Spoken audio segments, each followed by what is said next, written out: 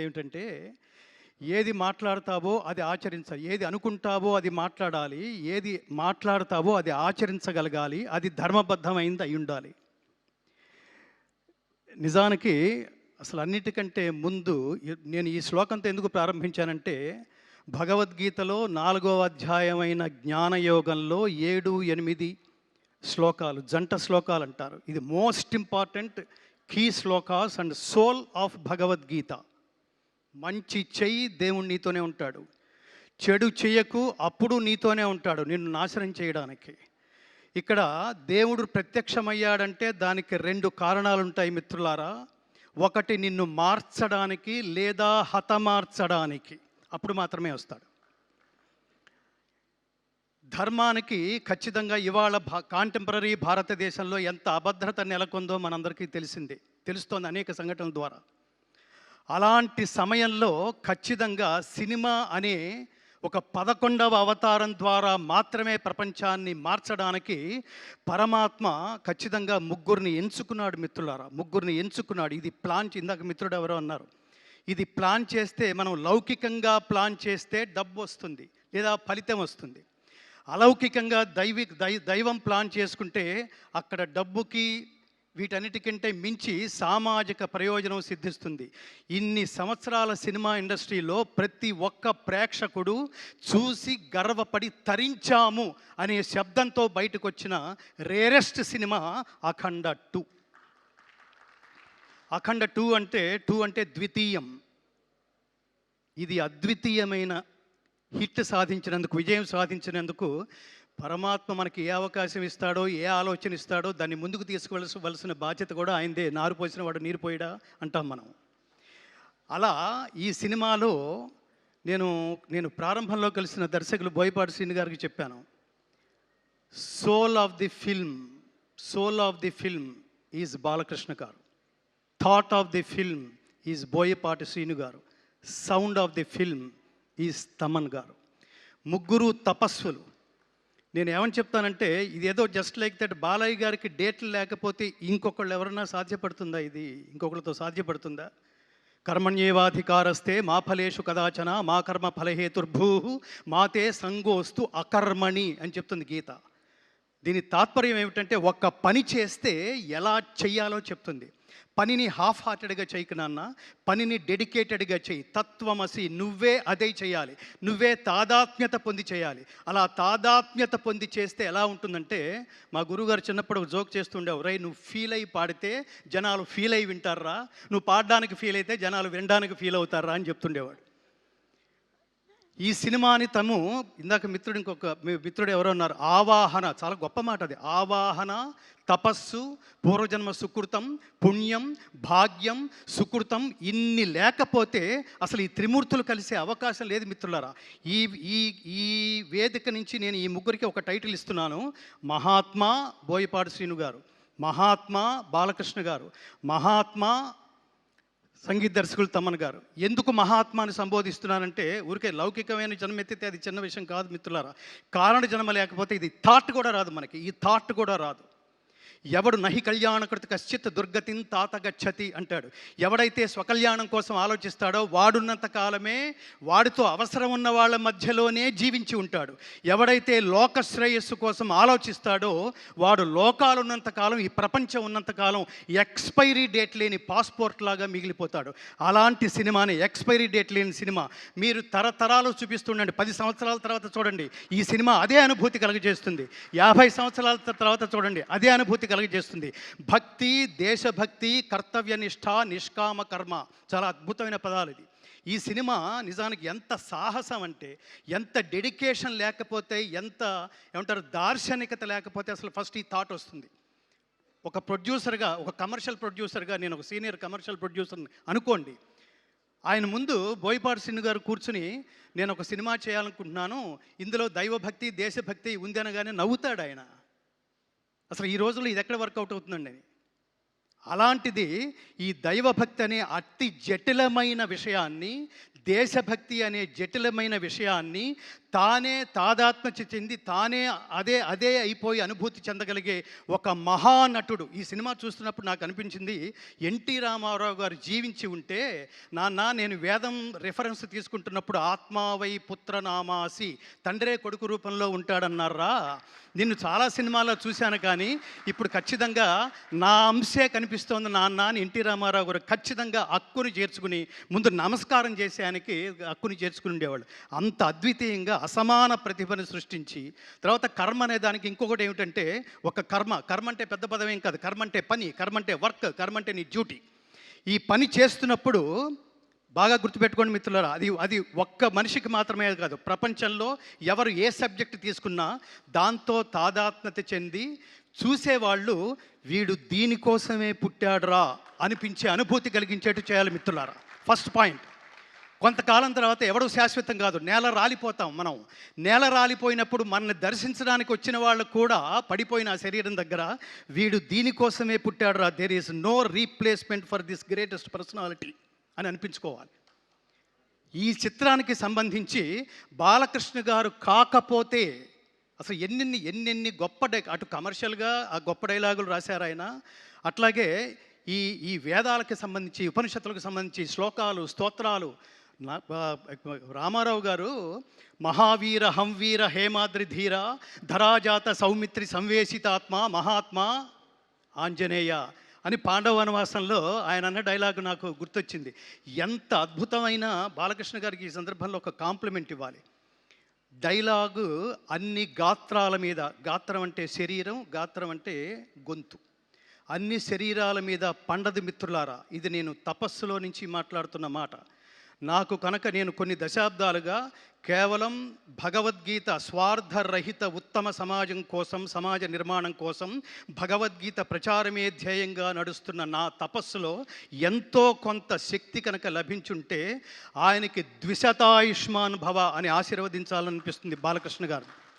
ఇందులో ముఖ్యంగా కేసరినందన దానవ భంజన రుద్ర సముద్భవ తేజో విరాజిత గదాదండ మండిత హనుమా నమోన్నమః అని అతన్ని గదతో ఒక తాడనం చేసి నరకలోక దర్శన ప్రాప్తిరస్తు అంటున్నప్పుడు థియేటర్లో ప్రతి ఐటమ్కి, ప్రతి యాక్షన్ సీన్కి నేను థియేటర్లో ఒక పారవస్యం చూశాను మిత్రులారా. కమర్షియల్ డైలాగులకి, కమర్షియల్ పాటలకి థియేటర్లో లేచి చప్పట్లు కొట్టడం, డ్యాన్సులు చేయడం చూశాను. కానీ బాలకృష్ణ గారు అట్లా దుర్మార్గుల్ని త్రిశూలం మెడ చుట్టూ తిప్పుకుంటూ ఒక్కొక్కడిని నరుక్కుంటూ వెళుతున్నప్పుడు, దానవ సంహారం చేస్తున్నప్పుడు థియేటర్లో పూనకాలు రావడం నేను ప్రత్యక్షంగా చూశాను మిత్రులారా.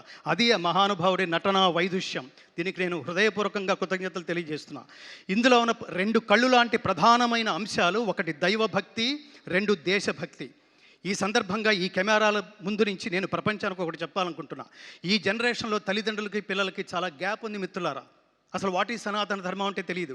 ధర్మం అనే పదానికి అసలు అర్థమే తెలియదు. ప్రతివాడు ఉదయం 7 గంటలకు లేచి సాయంత్రం ఇంటికి 11 గంటలకు చేరుకునేంత వరకు నా జేబెంత నిండిందని మాత్రమే ఆలోచిస్తున్నారు తప్ప, ఈ దేశంలో పుట్టినందుకు వాట్ నెక్స్ట్, నేనేం చెయ్యాలి, నా కంట్రిబ్యూషన్ ఏమిటి. ఇవాళ నేను హ్యాట్స్ ఆఫ్ అని ఈ ముగ్గురికి చెప్తుంది ఏంటంటే, ఈ సినిమాని డబ్బు కోసం, సినిమా తర్వాత వచ్చే ఆదాయం కోసం, హిట్ కోసం, ఆ శబ్దం వినడం కోసం చేయలేదు మిత్రులారా. ఈ దేశంలో పుట్టినందుకు ఈ దేశం రుణం తీర్చుకోవడం కోసం this is the greatest contribution ever from the cinema film industry. అంతటి గొప్ప సినిమా. ఈ గొప్ప సినిమాని నేను ఈ వేదిక నుంచి ప్రజాబాహుళ్యానికి, ఆల్రెడీ థియేటర్కి వెళ్ళిన వాళ్ళందరూ వాళ్ళు అత్యద్భుతంగా ఒక గొప్ప అనుభూతితో, నిజానికి నాతో పాటు నాకు ఆ రోజు బోయపాటి శ్రీను గారు పిలిచి, మీరు ఎంతమందిని అయినా తీసుకురండి గురువు గారు అంటే, నేను 15 మందిని తీసుకెళ్ళా. ఈ 15 మందిలో రకరకాల వాళ్ళు ఉన్నారు. నా జర్నలిస్ట్ బుద్ధితో ఆ 15 మందిని తీసుకెళ్ళా. ఇందులో ఆర్టిస్టులు ఉన్నారు, ఇందులో డ్రైవర్స్ ఉన్నారు, ఇందులో నా భార్య ఉంది, డాక్టర్స్ ఉన్నారు. సినిమా అంతా అయిపోయిన తర్వాత ఈ అనుభూతి నా ఒక్కడిదేనా, వీళ్ళది కూడానా, వీళ్ళేం చెప్తారు అని అడిగినప్పుడు అందులో ఒక ఆర్టిస్ట్ సీతాకాంత్, ఇక్కడ ఎక్కడ ఉన్నారో నిలబడిన Swami, is a great artist from film industry. అతను సినిమా చూస్తూ ఇది విమర్శనాత్మకంగా చూస్తున్నాడు, ఎక్కడ కనెక్ట్ కాగలనా అని. సినిమా మొత్తం మీద కొన్ని వందల సార్లు లేచి నేను ఒక్కడిని చప్పట్లు కొడితే బాగుండదేమో అనుకోవట్లేదు. అతను కొన్ని వందల సార్లు చప్పట్లు కొడుతూనే ఉన్నాడు. ఎమోషన్ అది. అలాగే డాక్టర్ మీరు మీరు ముందుకు రండి స్వామి, మిమ్మల్ని కూడా పరిచయం చేయాలి. ఆయన కామినేని హాస్పిటల్స్లో very senior most doctor. Corona టైంలో కొన్ని వేల మందికి ఉచితంగా వైద్య సేవలు అందించిన మహానుభావుడు ఆయన. ఆయన సినిమా అంతా అయిపోయిన తర్వాత డాక్టర్ గారు మీకు ఎలా ఉంది, ఎలా ఫీల్ అయ్యారు అంటే ఆయన ఏమన్నాడంటే, నేను చాలా ఫీల్ అయ్యాను గంగాధర్ శాస్త్రి గారు అన్నాడు. చాలా ఫీల్ అయ్యానంటే ఏం ఫీల్ అయ్యారు అంటే, నేను ఫ్యామిలీతో రానందుకు ఫీల్ అయ్యాను గురువు గారు అని కళ్ళు తుడుచుకుంటున్నాడు ఆయన.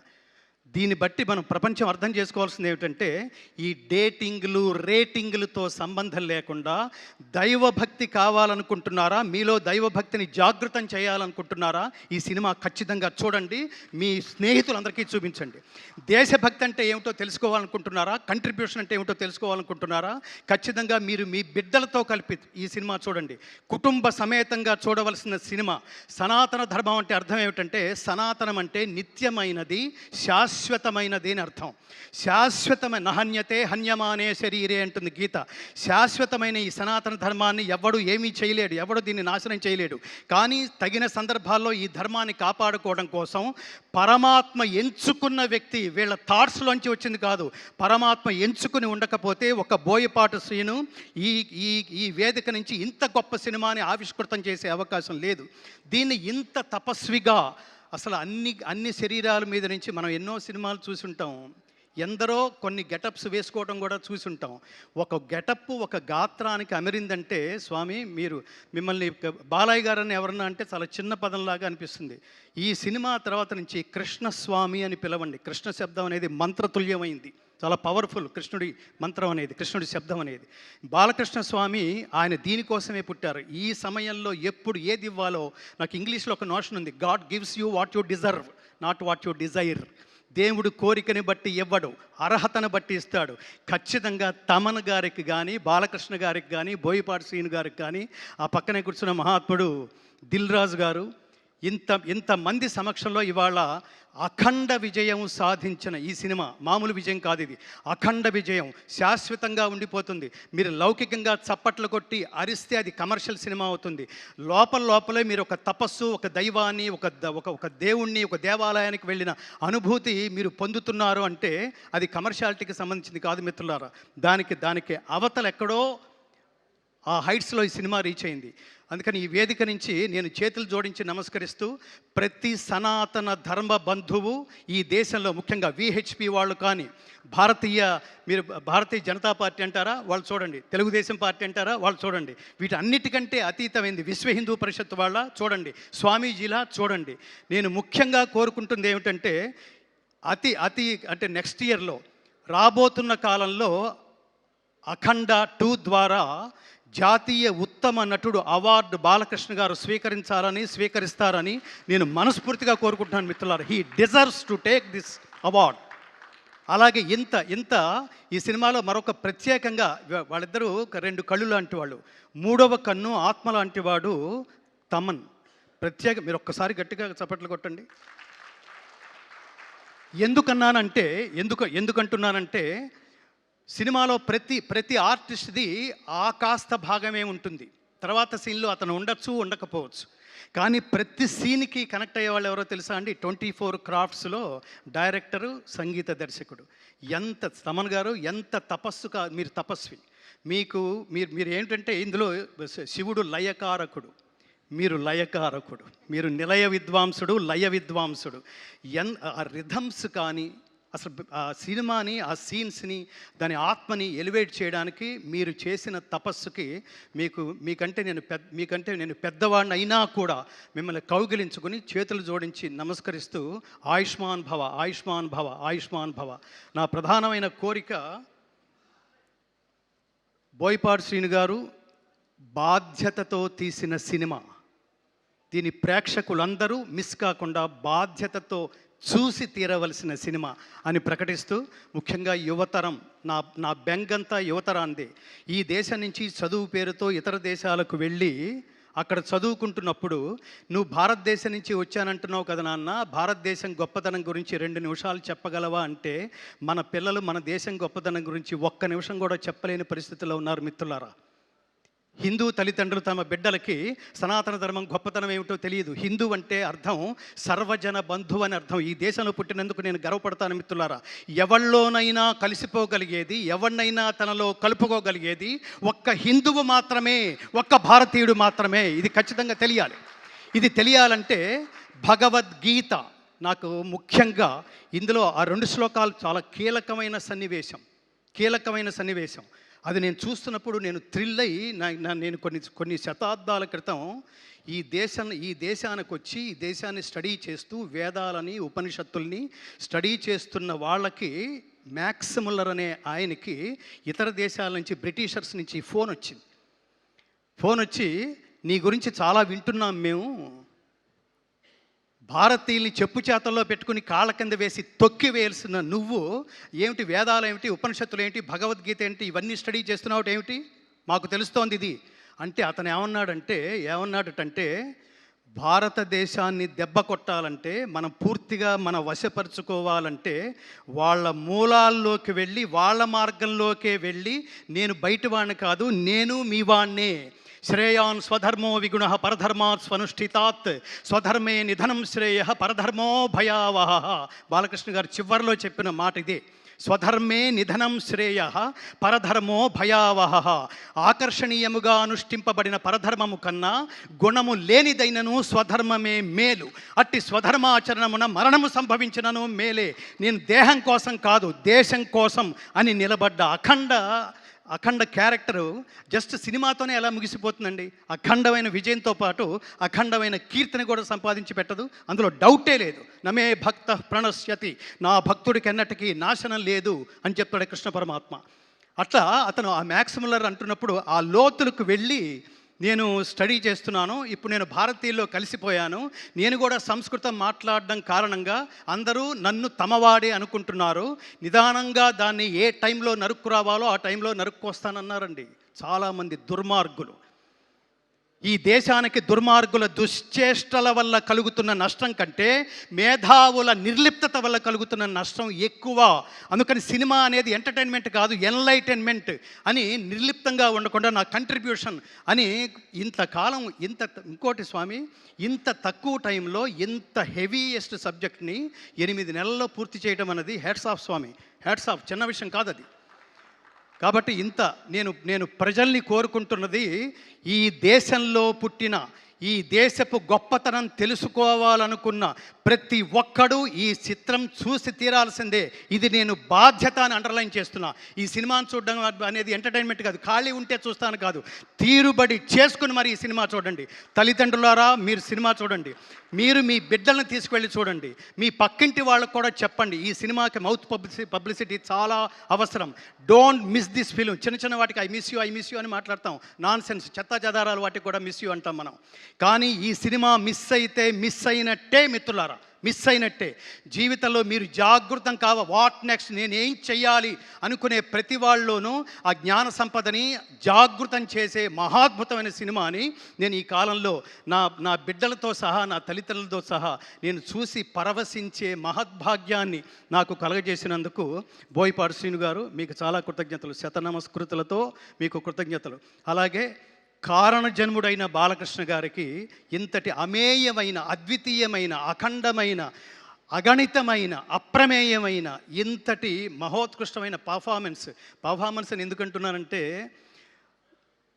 ఆయన గెస్చర్స్లో ఈ పర్టికులర్ అఖండ 1 కానీ 2 కానీ నేను ఒక్క నిమిషంలో ముగిస్తాను, నేను బోర్ కొట్టట్లేదు అనుకుంటున్నాను.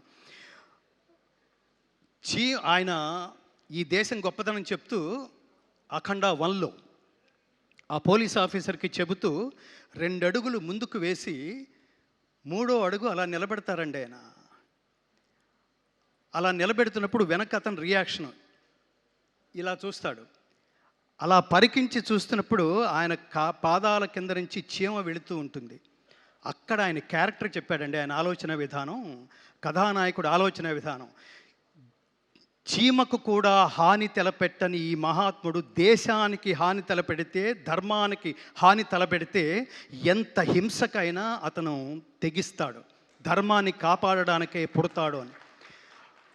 అడుగు అలా పెట్టి చీమ దాటి వెళ్ళిపోయేంత వరకు ఆయన చూసిన లుక్ ఉంది చూడండి, కర్మ అంటే ఏమిటో తెలుసా అండి? ఒక పని ఒకడికి ఇస్తే అతను తప్ప ఇంకెవరూ చేయలేరు అనిపించుకునేట్లుగా ఆచరించటమే కర్మ అండి. అది బాలకృష్ణ గారు ఒక్కళ్ళే చేయగలరు, ఒక్కళ్ళే చేశారు కూడా. ఇంతటి అమేయమైన ఆనందం ఇచ్చినందుకు మీకు మళ్ళీ ఆ త్రిమూర్తులు ముగ్గురికి, బోయపాటి శ్రీను గారికి, బాలకృష్ణ గారికి, మా ఆత్మీయ స్వర సంచాలకుడు శ్రీ తమన్ గారికి, నందమూరి తమన్ గారికి, నందమూరి శ్రీను గారికి, నందమూరి బాలకృష్ణ గారికి, అలాగే ఇంత సినిమాని భుజం మీద వేసుకుని మంచి సినిమాని ప్రమోట్ చేసే భాగంలో ఆయన కూడా ఆధ్యాత్మికవేత్తే, ఒక అత్యద్భుతమైన వెంకటేశ్వర దేవాలయాన్ని కడుతూ, దిస్ ఈజ్ ది కంట్రిబ్యూషన్. దేవాలయాలు జ్ఞాన కేంద్రాలు మిత్రులారా, జ్ఞాన కేంద్రాలు. ఊరికే దండం పెట్టుకుని హుడ్డీలో డబ్బు వేసి వెళ్ళిపోయేది కాదు. దేవాలయంలో దేవుడున్నాడు అనుకోవటం భక్తి, దేవుడు సర్వత్రా ఉన్నాడు అనుకోవటం జ్ఞానం. ఈ జ్ఞానం భారతదేశ వ్యాప్తంగా అన్ని భాషల్లోనూ విడుదలై మోడీ గారి దాకా ఒక ప్రవాహంలాగా చేరి ఆయన కూడా చూసి ఈనుడితో ఆయనంతటా ఆయన ఫోటోలు దిగే పరిస్థితి అతి త్వరలో రాబోతుందని కూడా నేను విన్నాను. జై శ్రీకృష్ణ. సర్వే జనా సుఖినో భవంతు.